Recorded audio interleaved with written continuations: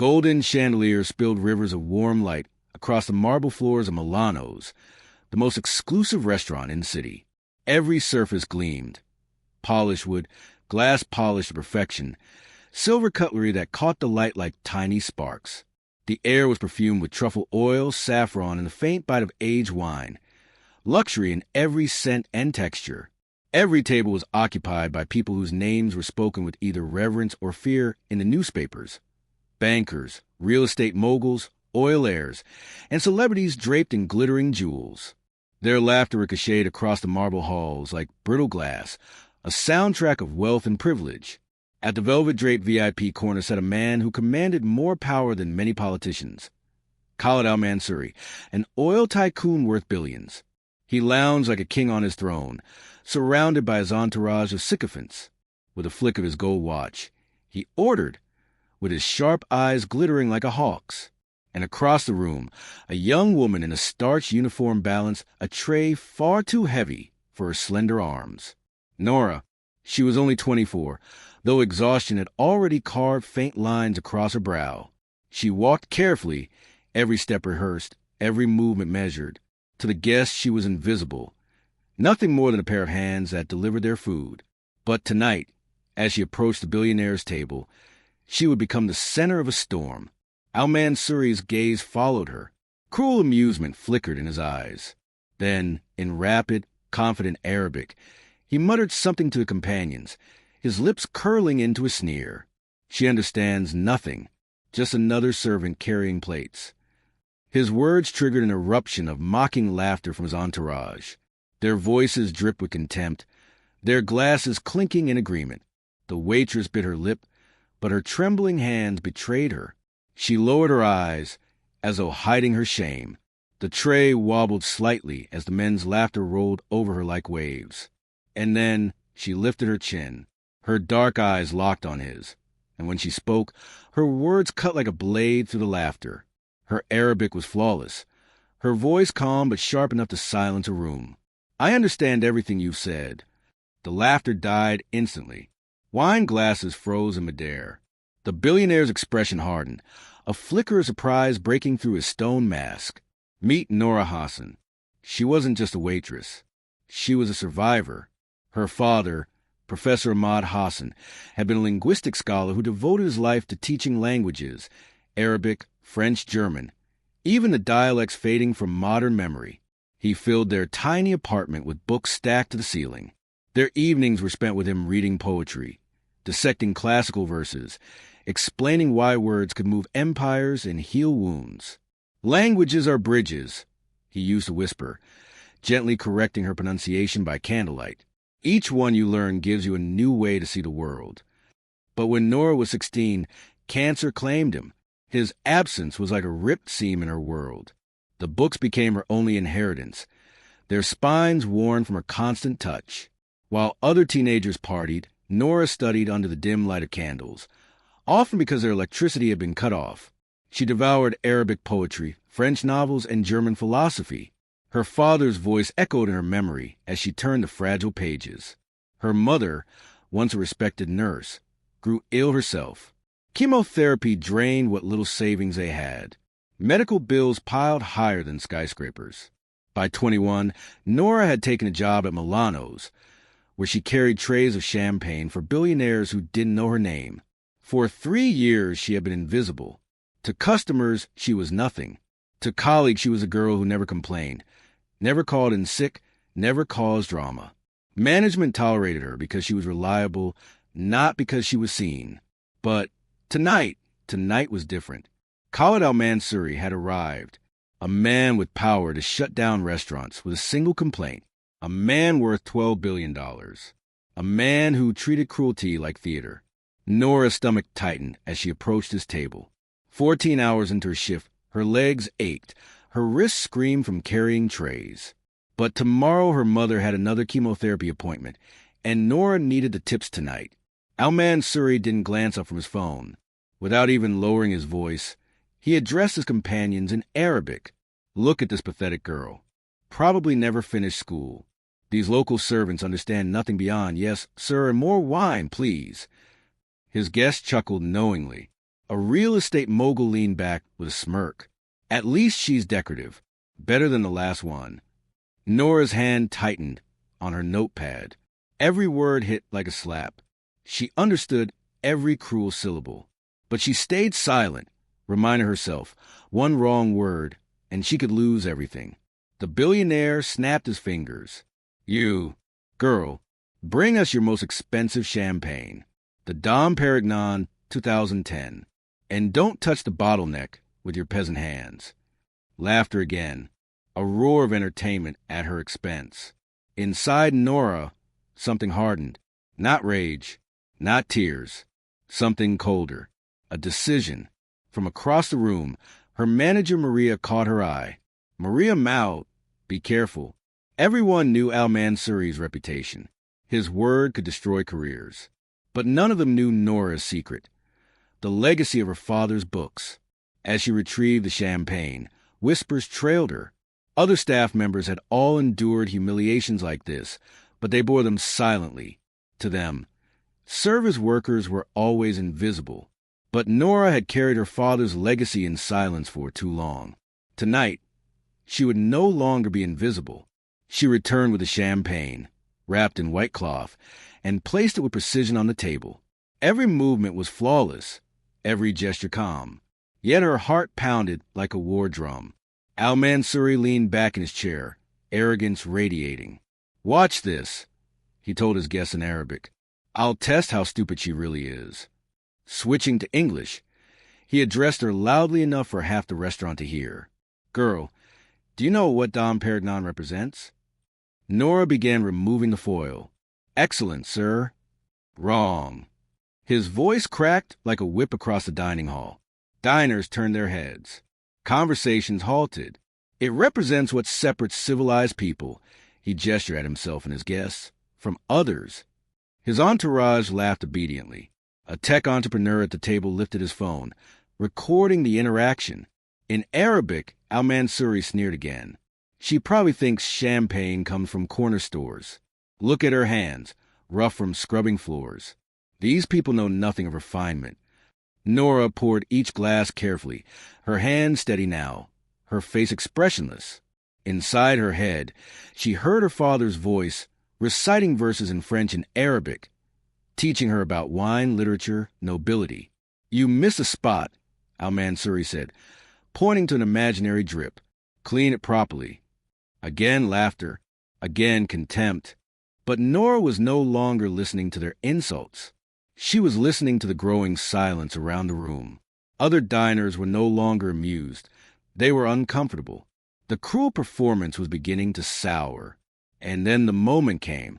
With a sly smile, Al-Mansuri pulled out his phone, opening a document written in dense, classical Arabic poetry. He raised it high for all to see. "Gentlemen," he declared in English, ensuring every nearby table could hear, "let's have some entertainment.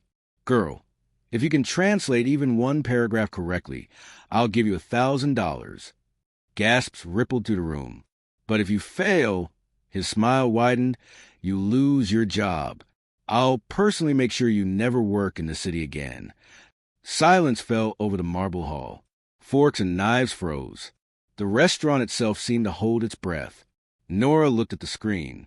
Almutin Abbey. She knew the verses instantly. Her father had read them to her, his voice trembling with admiration. The billionaire smirked. "Well, can you read it or not?" Every phone in the room was lifted, eager to capture her downfall. Norah inhaled deeply. Her trembling hands stilled. Her father's voice echoed in her mind. "Knowledge is the bridge, Habibti. Cross it when the world tries to chain you." She lifted her chin. Her voice rang out, clear and calm. "I can read it perfectly, and I can tell you exactly what it means." The silence inside Milano's restaurant was unlike anything Norah had ever experienced. It wasn't the usual polite hush of fine dining. It was the silence of theater just before the curtain rose, when the audience knew a performance was about to begin. Every fork stilled, every conversation died. Even the chandeliers seemed to glow brighter, as if leaning closer to witness the moment. Norah's eyes locked on Al-Mansuri's. He smirked, his confidence radiating like heat from the desert. He expected her to crumble, to stammer, to expose herself as ignorant. Instead, she straightened her back, her trembling gone, and in a voice smooth and resonant, she began. The words flowed like honey from her lips. Her pronunciation was flawless, each syllable shaped with the precision of a scholar. The rhythm carried the weight of centuries, the authority of a culture's literary crown jewel. Gasps broke out across the room. Professors of Arabic literature would have risen to applaud such mastery.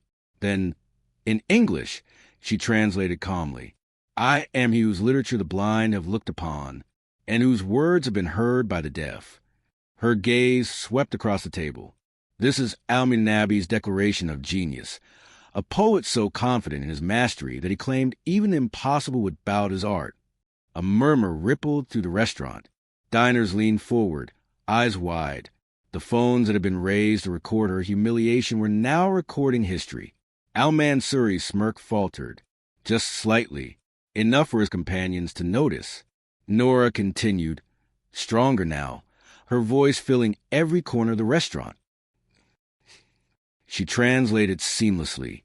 I sleep fully, unconcerned by the fleeting thoughts of others, while mankind stays awake because of my verses, disputing over them. Her eyes flickered toward the billionaire. In other words, true brilliance does not need the approval of those who mock it. It exists independently, forcing even its enemies to wrestle with it. A sharp intake of breath from nearby tables. The parallels were undeniable. Al-Mansuri's hand tightened around his wine glass. Anyone can memorize, he muttered, switching to Arabic, attempting to dismiss her performance. But Norah didn't flinch. Memorize? She echoed, her eyebrow arching. Then she leaned closer, her words cutting like a blade. There is a deliberate grammatical error in this very poem. A test for those who parrot without understanding. Do you know where it is? Her finger pointed to the very line on his phone. Right there, the verb conjugation. Wrong meter. Any true scholar would have seen it instantly. You didn't. The blood drained from Al-Mansuri's face. His phone slipped slightly in his hand. The audience saw it. They understood. Whispers turned into ripples. Ripples into waves. She caught it. Did you hear? She caught it. Norah stood taller now, her voice ringing like a bell. You thought this was a business document. It isn't. It's a poem about dignity, about how art and integrity triumph over the ignorance of critics. How fitting that you chose it, Mr. Al-Mansuri. The first clap came hesitantly from the back, then another, and another. Within moments, the entire dining hall was alive with applause. Guests rose to their feet. Even the kitchen staff crowded into the doorway, cheering. The billionaire, red-faced and sweating, struggled to recover. This proves nothing. She's still just a... But his voice was drowned out by another. Professor Hassan's daughter? A distinguished gentleman rose from a corner table, his silver hair gleaming under the chandeliers. His voice was firm, his presence commanding. Professor Ahmad Hassan was my mentor. His lectures shaped my entire career. Gasps echoed again. More diners recognized the name. I studied his work. He was brilliant. Norah's heart clenched. To hear her father's name spoken with reverence after years of silence, it was like hearing his voice again. The gentleman crossed the room and extended his hand. Miss Hassan, your father will be proud. Tonight, you honored his legacy with grace and courage. More voices joined. Academics, writers, philanthropists who had admired Professor Hassan. Recognition rippled like wildfire. The narrative had flipped entirely. The waitress was no longer invisible. She was the daughter of a scholar, a living bridge of languages. Meanwhile, Al-Mansuri's entourage collapsed. The tech entrepreneur quietly stopped recording, fumbling to delete his video. The real estate mogul stared hard into his glass, wishing himself invisible. One by one, they leaned away from the billionaire, chairs scraping across marble as if distancing themselves from a sinking ship. Maria, the manager who had once mouthed "Be careful," now stood with tears in her eyes. Norah, I should have defended you. I am so sorry. But before Norah could respond, another voice rose. Sheikh Abdullah al-Sabah, one of the restaurant's most influential patrons, stood tall, his presence as regal as his title. This young woman, he declared, his voice booming across the marble hall, displayed dignity under attack, intelligence under pressure, character under cruelty. I was silent while she was insulted, but I will not be silent now. He turned to Norah. My foundation is seeking a director for our Arabic Literary Heritage Program. It includes full medical benefits for family. Would you accept? The restaurant gasped as if one heartbeat. The position was prestigious, life-changing. Norah's composure broke at last. Tears welled her eyes, falling silently as she nodded. The applause roared like thunder. Al-Mansuri, cornered and humiliated, slammed a wad of bills onto the table and stormed toward the exit. At the door, he spat one final curse. People like you always fall back to your proper place. But Norah's reply silenced him, echoing across the marble hall like prophecy. You're right. I am returning to my proper place, standing with dignity among people who value knowledge over wealth. The ovation swelled until the chandeliers trembled.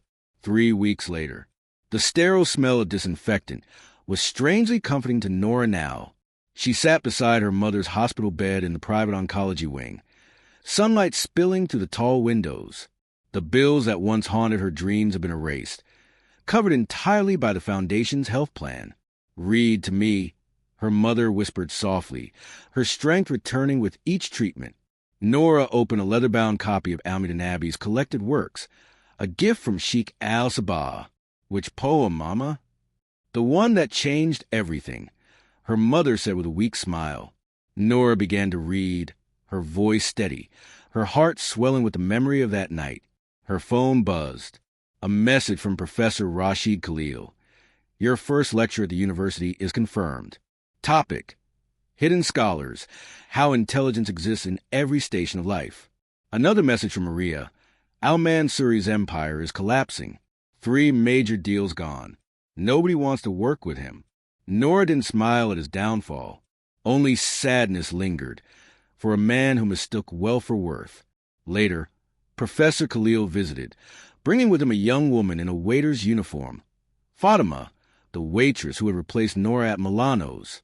Her eyes were tired, her hands calloused, but her spirit burned the same way Norah's once had. She's been saving to study linguistics, Khalil explained. Just like you once did. I thought perhaps you might mentor her. Norah looked at the girl and saw herself reflected.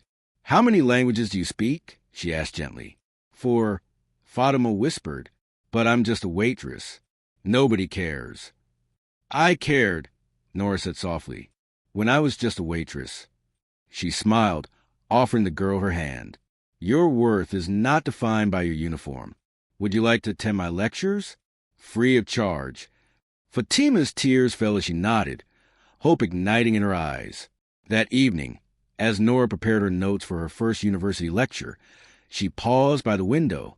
The city stretched before her, glittering with the same chandeliers that once cast her as a servant. But now, she would stand at the podium, carrying her father's legacy into the future. Her mother asked her one last question before sleep. What would you tell that billionaire if you ever saw him again? Norah thought for a long moment.